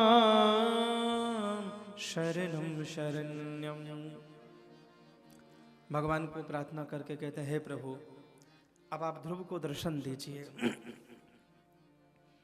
बड़ी कठोर साधना श्री ध्रुव जी महाराज ने की। भगवान गरुड़ पर बैठे और भगवान गरुड़ पर बैठकर नीचे उतरे हैं। भगवान ध्रुव जी महाराज के सामने आए और प्रभु ने आवाज लगाकर कहा है कि बेटा ध्रुव नेत्र खोल लो। नेत्र खोले, श्रीमन नारायण सामने खड़े हुए थे। भाव विवल हो गए ध्रुव। ध्रुव के मन में है कि भगवान को कोई स्तुति सुना दूं, लेकिन आती नहीं है, शब्द नहीं है, प्रार्थना नहीं है, केवल भाव पुष्प हैं। होठ चलने लगे ध्रुव जी महाराज के। भगवान ने अपना शंख लिया, शंख लेकर भगवान ने ध्रुव जी के होठों से लगा दिया है। सतम विवक्षेतमितद्विदं हरिं सतम विवक्षेतमितद्विदं हरिं ज्ञात्वा स सर्वस्य च हृदिवस्थितः कृताञ्जलिं ब्रह्ममयेनुकम्बुना पशुपरेशबालं कृपया कपोले। इस प्रकार कथा है। ध्रुव जी के होठों से भगवान ने जो ही अपना शंख लगाया, चारों वेदों का ज्ञान ध्रुव जी के भीतर प्रकट हुआ और भगवान की बड़ी सुंदर स्तुति की है। योऽन्तः प्रविश्य मम वाचमिमां प्रसप्तां सञ्जीवयत्यखिलशक्तिधरः स्वधाम्ना अन्यास्य हस्तचरणश्रवणत्वगादि प्राणन्नमो भगवते पुरुषाय तुभ्यम्। श्री ध्रुव जी महाराज ने भगवान को प्रणाम करके कहा है कि हे प्रभु मैं कौन हूं? बोले मैं तो जड़ था, मैं ब्रह्मघाती था। देखो 2 शब्द आए हैं यहां भागवत में। भगवान सुखदेव कहते हैं कि कोई कितना भी बोलना जानता हो, लेकिन उसकी वाणी से राधा माधव का नाम नहीं निकलता तो वह जड़ है, तो मूक है। ध्रुव कहते हैं मैं जड़ था, मुझे सजीव किसने किया? हे प्रभु आपकी कृपा के कारण मैं सजीव हो पाया। पस्पर्श बालम कृपया कपोले, आपने शंख लगा दिया तो बस मेरे भीतर वह जड़त्व तो चला गया। एक शब्द और भागवत में आया है, वो है ब्रह्मघाती। ब्रह्मघाती का अर्थ वो नहीं है कि कोई ब्राह्मण की हत्या कर दे तो ब्रह्मघाती हो जाए, नहीं।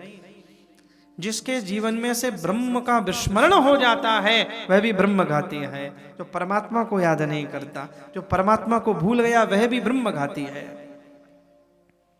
मैं तो ब्रह्मघाती था, लेकिन आपके कारण आपने मेरे भीतर वह जड़त्व खत्म करके सजीवत्व मुझे प्रदान कर दिया है। भगवान ध्रुव जी को कह रहे हैं कि बेटा मांग, क्या मांगना चाहता है? ध्रुव जी ने बड़ी सुंदर बात कही, प्रभु यह सत्य है कि मैं कुछ मांगने की इच्छा से आपकी शरण में आया था, कुछ चाहिए था मुझे, लेकिन सच कहूं जब से मुझे दर्शन हुए ना, अब मेरी कोई इच्छा नहीं है, मेरे मन में कोई कामना नहीं है। अब कछु नाथ न चाहिए मोरे, अब कछु नाथ चाहिए मोरे, दीन दयाल अनुग्रह तोरे, दीन दयाल अनुग्रह तोरे। अब कछु नाथ ना चाहिए मोरे, हे नाथ मेरे मन में कोई इच्छा नहीं है। भगवान कहते हैं लेकिन मैं तो देना चाहता हूं। ततो गंतासि मतस्थानम सर्वलोक नमस्कृतम उपरिष्टा शिव्यस्त्वं यतो नावर्तते गतः। भगवान कह रहे हैं बेटा ध्रुव, 36,000 वर्षों तक तू राज्य करना। प्रभु ने गोद में बिठा लिया है और भगवान कह रहे हैं कि इसके बाद मेरा वो धाम तुझे प्राप्त होगा जो बहुत कम भक्तों को प्राप्त होता है। तो उत्तर दिशा में ध्रुव तारे के रूप में सदैव विद्यमान रहेगा। ध्रुव जी को गोदी में बैठाकर इस प्रकार भगवान अंतर ध्यान हो गए। जैसे ही बंधु प्रभु गए, ध्रुव जी के भीतर तो शोक प्रकट हो गया, अपने आप को धिक्कारने लगे। अहो बत ममानात्म्यम मंद भागस्य पश्यतः भविच्छदः पादमूलम गत्वा याचेदन्तवत्। धिक्कार है, मुझे धिक्कार है। भगवान मिल गए, मैंने भगवान से मांग क्या लिया? अरे मैंने प्रभु से सत्ता मांग ली, मैंने प्रभु से प्रभु को क्यों नहीं मांगा? मैंने उनके चरण, मैंने उनकी सेवा, मैंने उनका भजन, मैंने उनका स्मरण क्यों नहीं मांगा? तब से राज मिलता है। वो कहते हैं राज से फिर नरक प्राप्त होता है। उस समय नारद जी महाराज पधारा। नारद जी महाराज उतर कर आए और ध्रुव जी महाराज का हाथ पकड़ा और ध्रुव जी को समझाया है। ध्रुव, संतों की शरण में और भगवान के भजन के आश्रय में रहोगे तो कभी भी बुद्धि नहीं बिगड़ेगी। जाओ अपने घर लौट जाओ। ध्रुव जी घर लौट कर आए। लेकिन कितनी अद्भुत बात है, जब गए थे तब सुरुचि से नाराज होकर गए थे। मन में यह भाव था कि सुरुचि ने मुझे कुछ गलत वचन बोल दिया है। लेकिन जब ध्रुव लौट कर आए तो आते ही जो सबसे पहला प्रणाम किया ना, वो मैया सुरुचि को किया है, उन्हें प्रणाम किया है। तू मेरी गुरु है, अरे तू मेरी प्रथम गुरु है। वैराग्य दो ही तरीके से तो प्रकट होता है, या तो संतों की बात से वैराग्य होता है, या जमाने की लात से वैराग्य होता है, या तो जमाना वैराग्य दिलाता है। अरे माँ, तू कटु वचन न बोलते, मुझे वैराग्य कैसे मिलता? मुझे अनुराग रूप में नारद जी कैसे मिलते, फिर भगवान कैसे मिलते? तेरे कारण मेरी यात्रा सुगम हो पाई है। तो मेरी प्रथम गुरु है। सुखदेव स्वामी कहते हैं राजन, इस प्रकार ध्रुव जी महाराज ने राज्य संभाला है, घर पर रहे हैं और इनके वंश में आगे चलकर भगवान पृथु बनकर आए हैं। इनके वंश में भगवान का अवतार हुआ है, पृथु अवतार। पृथु अवतार का पावन वर्णन है। मनु जी महाराज के ये एक पुत्र हैं उत्तानपाद, ये उनका वंश वर्णन है। एक पुत्र हैं प्रियव्रत। प्रियव्रत के वंश में भी अग्निग्र हुए हैं, नाभि हुए, और भगवान ऋषभ देव का जन्म हुआ है। जैन समाज जिनको प्रथम तीर्थंकर के रूप में भगवान ऋषभ देव को स्वीकार करता है। भगवान ऋषभ देव का पावन सुंदर वंश है। एक पुत्र की कथा में सार रूप में कह रहा हूं। ऋषभ देव भगवान के पुत्र भरत ने ब्रह्मचर्य ग्रस्त वानप्रस्थ इसका पालन किया। फिर अंत में जंगल में गए हैं और एक गांडकी, नेपाल में नदी पड़ती है, गांडकी नदी के किनारे उन्होंने पर्णकुटी बनाई है। पर्णकुटी बनाकर भजन किया है।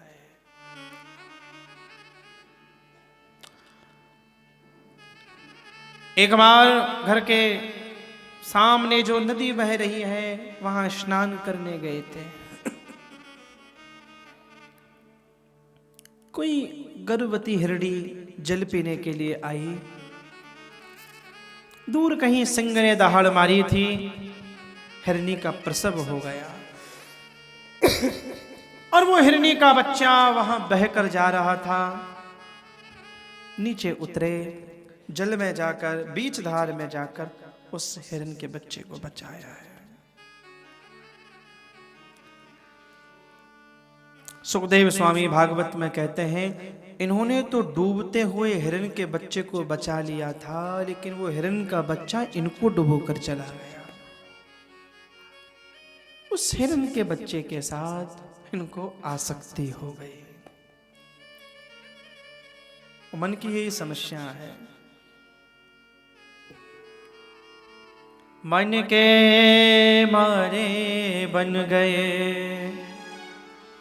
और बन तज बस्ती माँ, कह कबीर मन लालची यह कहूँ ठहरत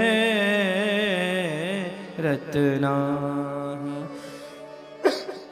इस मन की वजह से तो जंगल में गए, वन में गए, और वन में जाकर मन कहने लगा कि वापस गांव में चले। कह कबीर मन लालची यह कहूं ठहरत ना हो, सब है नचावत राम गुसाई। इस सारे ब्रह्मांड को नचाने वाला तत्व कौन सा है? बोले मन नचा रहा है। मन के नचाए लोग नाच रहे हैं। हिरण के बच्चे के साथ आसक्ति हुई। भोजन करें तो उसके साथ चलना फिरना, उठना बैठना, सोना जगना, जीव रूप में दया करना, वह तो ठीक था, लेकिन इसके बाद जो हुआ वह आसक्ति। अच्छा, आसक्ति की समस्या यही है, आ तो सकती है पर जाती बड़ी मुश्किल है। आ तो कभी भी सकती है, आ सकती है, जाती बड़ी मुश्किल से है। कहां लग जाए, किससे लग जाए? प्रबल वैराग्य हो तब छूट पाता है, आसक्ति हो गई। अच्छा, आसक्ति का एक लक्षण हमें पता कैसे चले कि आसक्ति है? कभी कभी किसी वस्तु, किसी व्यक्ति के बिना न रह पाए, वह आसक्ति है, तो व्यसन है। एक क्षण के लिए वो बालक कहीं जंगल में चला जाए तो बस बेचैन हो जाए, ढूंढने चले जाए। एक बात और, वो हिरण का बालक एक दिन इनको छोड़कर चला गया। संसार में प्रेम की एक बहुत बड़ी समस्या यह है, और है हम जिसे प्रेम करते हैं वो हमें प्रेम करता है कि नहीं करता, ये कंफर्म नहीं है। ये प्रेम की सबसे बड़ी दुविधा ही यही है। मैंने शायद कभी एक सच्ची घटना सुनाई हो इतिहास की, याद आ रही है तो प्रसंग बस सुना रहा हूं। चाणक्य का फिर वो दर्शन है, एक श्लोक है, स्मरण नहीं आ रहा मुझे, उसमें न कश्चित कस्यचित प्रियो भवति आत्मनः प्रियाय सर्वम ही प्रियम भवति। चाणक्य का दर्शन है ये। चाणक्य कहता है, इस दुनिया में कोई किसी को प्रेम नहीं करता, सब अपने काम निकाल रहे हैं, स्वार्थ से सब। स्वार्थ तेरा बड़ा शुक्रिया, तेरी वजह से सब कनेक्टेड हैं, स्वार्थ के कारण कोई किसी को, सब कहने की बातें हैं। शायद भर्तरी का पावन प्रसंग है। भर्तरी ने 3 शतक लिखे हैं, वैराग्य शतक है, नीति शतक है और श्रृंगार।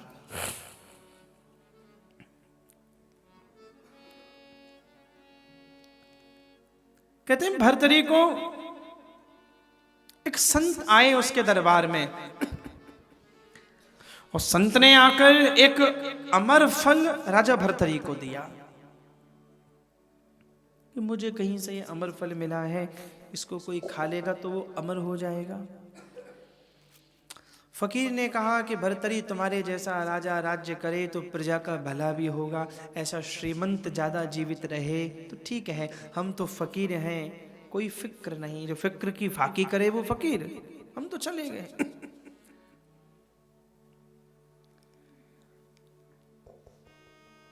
भर्तरी ने वो फल ले लिया। समस्या ये थी कि भर्तरी फल को लेकर विचार करने लगा। भर्तहरि अपनी पत्नी को बहुत प्रेम करता था। एक क्षण के लिए वो उछल हो जाए, उसे बेचैनी हो जाए, और उसने मन में सोचा कि मैं इस फल को ले लूं तो मैं तो अमर हो जाऊंगा। फिर वो दिन आएगा, जातस्य ही ध्रुवो मृत्यु, मेरी आंखों के सामने मेरी पत्नी की मृत्यु होगी, मैं देख नहीं पाऊंगा, और उसके बिना मुझे जीना पड़ेगा तो बड़ी समस्या होगी। तो वो अपनी पत्नी के पास गया, जाकर कहा, प्रिय, यह अमर फल है, इस अमर फल को तुम खा लो, अमर हो जाओगी, और मुझे मिला था, मैंने फिर आपको दिया। भर्तरी को उसकी पत्नी ने कहा कि मैं थोड़ी देर के बाद खा लूंगी। भर्तरी चला गया। अब कहते हैं भर्तरी की जो पत्नी थी वो वजीर को प्रेम करती थी। उसका प्रेम उस वजीर के साथ था। उसे लगा कि मैं जीकर क्या करूंगी ज्यादा, फिर कभी मेरे सामने उस वजीर के प्राण निकले तो फिर मुझे कष्ट होगा, मेरा चित्त तो वहां लगा हुआ है। तो वो वजीर के पास रात्रि में ही गई, और रात्रि में जाकर उस वजीर को कहा कि प्रिय, ये अमर फल है, इसको तुम खा लेना, इसको खा के तुम अमर हो जाओगे। वजीर ने भर्तरी की पत्नी से उस अमर फल को ले लिया। वो कहते खाया उस वजीर ने भी नहीं। वजीर नगर की जो प्रसिद्ध वारंगना थी, जिसको हम आधुनिक शब्दों में पिघला कहें, वारंगना, उस वारंगना के साथ उस वजीर का प्रेम था। कोठे पर नृत्य करती थी वो। एक दो दिन के बाद उसी अमर फल को लेकर वजीर उस वारंगना के कोठे पर गया और कहा कि तुम्हारे सौंदर्य पर, तुम्हारे एक एक ठुमके पर मैं मेरा जीवन, मेरा सुख, सर्वस्व संपत्ति सब वार देता हूं। ये अमर फल है, इसको तुम खा लोगी तो अमर हो जाओगी। उस वारंगना ने ले लिया। 2-3-4 दिन तक ये क्रम चला।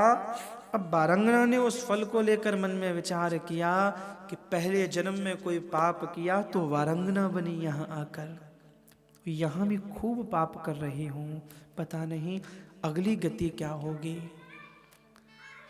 और मैं इतना जीकर करूंगी भी तो करूंगी क्या, इतने जीवन का क्या फायदा। स्वयं पाप करती हूं, दूसरों को पाप में धकेलती हूं, व्यभिचार में धकेलती हूं। उस वारंगना ने कहा, वाली, कि मैं इसको क्यों स्वीकार करूं, मैं इस फल को लूंगी तो और पाप बढ़ेंगे, जीवन तो पाप की ओर जाएगा, किसको दूं। तो वारंगना ने विचार किया, हमारे जो नगर के राजा हैं, जो सम्राट हैं, जो महाराज हैं, बड़ा पवित्र, संयमी और सदाचारी, परमार्थी जीवन जीते हैं। राजा भर्तरी को ये फल दे दूं और भर्तरी जैसे राजा इस फल को खा के अमर होंगे तो कितना बड़ा दुनिया का, देश का काम होगा।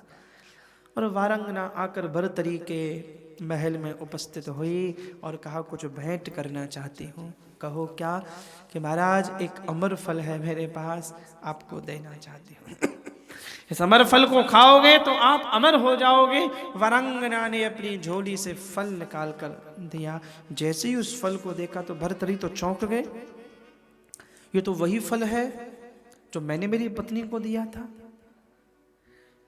भर्तरी ने उस वारंगना को कहा कि देखो, सच बता दोगी तो मृत्यु दंड नहीं दूंगा, एक शब्द का भी हेर फेर किया ना, ध्यान रखना, जान खतरे में पड़ जाएगी। किसने दिया ये फल तुम्हें? वारंगना ने कहा कि मुझे वजीर साहब ने दिया। राजा ने तुरंत वजीर को हाजिर किया वहां पर सामने।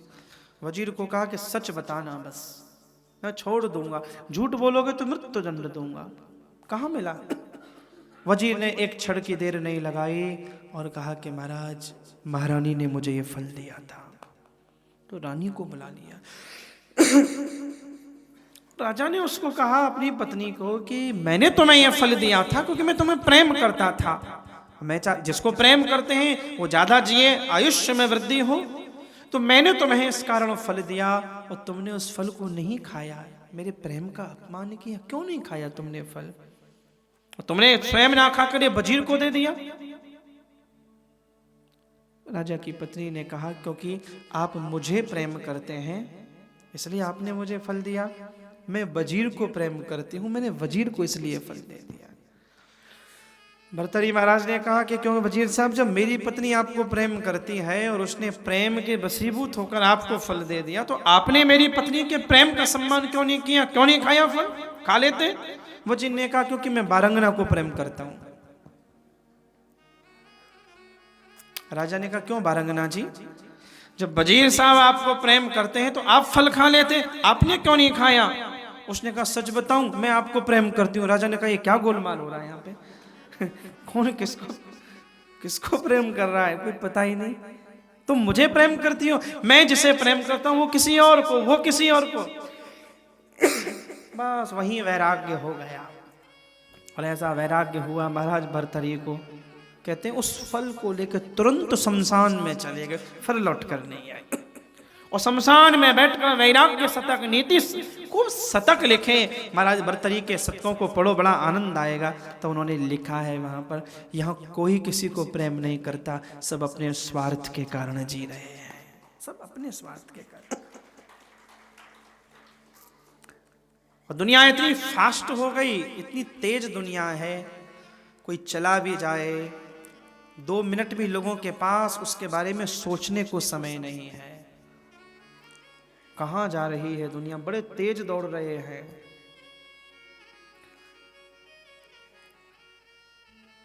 कश्चित कस्यचित प्रियो भवति।